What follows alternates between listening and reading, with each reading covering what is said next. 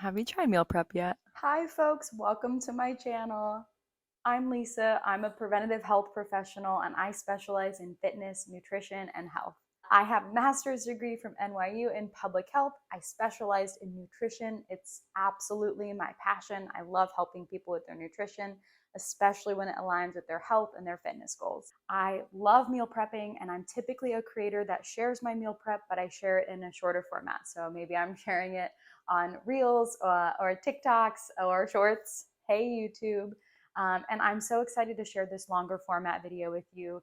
Please, please, please leave questions, comments. I'm so excited to hear your thoughts and really just help make this easier for you. I've been through a lot with meal prep. I've learned a lot along the way, and I want to help you make it easier and make it work for you. That's the whole point. It's not about doing it my way, it's about doing it a way that works for you. I'll share what works for me, and I'm excited. If you haven't already, hit subscribe so you can join me on this journey as we learn new things about meal prep, recipes, and again, ways to make this work for you. All right, let's get into it. I always start by laying out all my containers. So here I'm putting my apron on and I already laid down my week's containers. So I've got 6 days for me and my husband, breakfast, lunch, and dinner. And we're jumping into breakfast first. My containers go directly into the oven, so I'm spraying them with avocado oil. Any neutral oil will work here, and I love putting them on a sheet pan so I don't have to individually take them out of the oven. I love these shredded Brussels sprouts from Trader Joe's. They're delicious and all the work is already done. They're shredded, cleaned, ready to go. Here I'm portioning them out into my containers. I'll use this entire bag for the week. And next I'm following with riced cauliflower again from Trader Joe's. I love that it's washed. I love that it's riced. I don't have to do that work. It saves me a ton of time portioning it out here, and I'll be pre-baking these veggies. So I'm putting them in the oven first and then I'll add the eggs later. Into the oven they go, and it's on to lunch. This next meal is a cozy one, broccoli cheddar soup with white rice. First, I'm gonna layer some white rice into my bowl. I only put a little bit for me. I don't like as much as Nick does. Then I'm adding some frozen broccoli in on top. In all honesty, I could have easily put the frozen broccoli into my pan that I was making my soup in, but I was running out of room in the pan since I was making so much soup. So I just decided to add it in like this, and it was totally fine. At some point, I need to invest in a large stock pot. So I'm gonna do the same for all of my meals. And yes, I also realized I was filming off screen. I was off camera a little bit here, so here's a better view of that. I'll continue mine, and once I'm done, I'll move on to Nick's. And I'll follow the same process for my husband. I'll add in rice to each of his containers. His containers are a little bit larger than mine. I'll add in rice, and then I'll follow with that frozen broccoli on top here in a second. So there we go, adding some more broccoli on top just for some more texture in the soup. And I'll follow with the soup next. Also, who saw me spill some broccoli soup on the counter here? Oops, I'll clean that up in a second. I've gotten pretty good at estimating how much needs to go in each container, so you can see me get to the end there. Now I'm back to breakfast, so I'm taking the veggies out of the oven and they're ready for some eggs. Yum! I really love having something savory for breakfast, and eggs with veggies, some form of veggies, has always been a go-to. We absolutely love it. And here I'm adding in milk, salt, and pepper. I'm giving them a whisk. Use whichever milk you prefer. I know dairy doesn't work for everyone, so use what you like. Undoubtedly, the hardest part here is not spilling.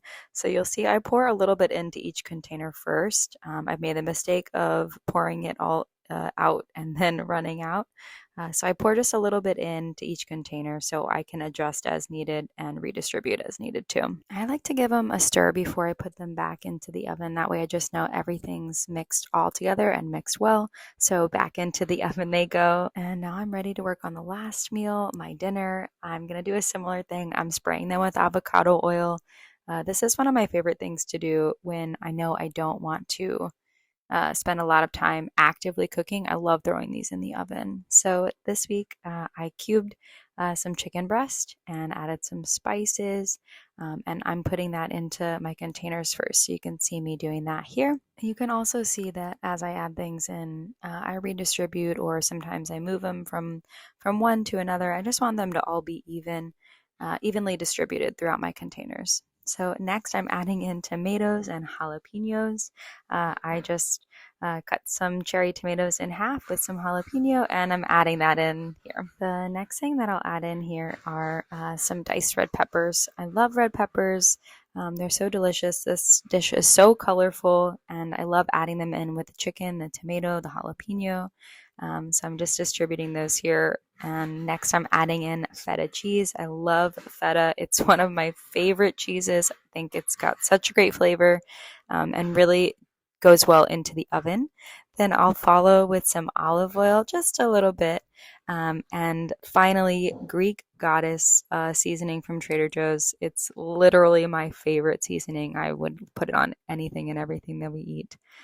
So these ones are going into the oven and breakfast is coming out. Yay, the savory part of breakfast is all done. So as these come out, they'll cool off, and I'll also add in our overnight oats. I love doing these. They're so simple. And also, I love this container. You can't fully see it, but it's a massive container. So when I buy oats, usually I buy them from Costco.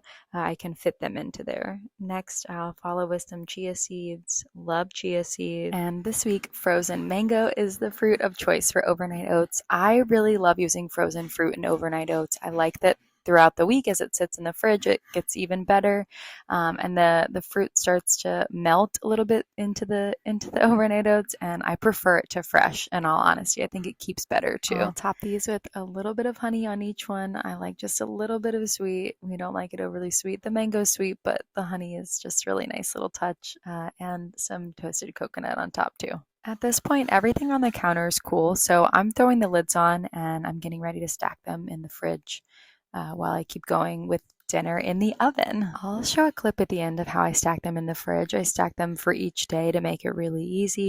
And yay, dinner's coming out of the oven. I also checked the food safe temperature for the chicken before I took it out of the oven.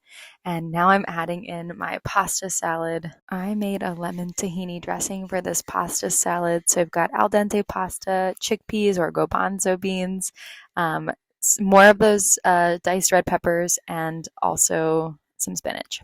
Bright, colorful, beautiful, and lids are on. We're moving into the fridge. We're almost there. This is the point I get really excited because it's almost done. And there we go. Everything's stacked by day, so you can just grab one stack and that's your day's worth of food. Thanks so much for watching. If you haven't already, hit subscribe, and I'd be thrilled to answer your questions in the comments.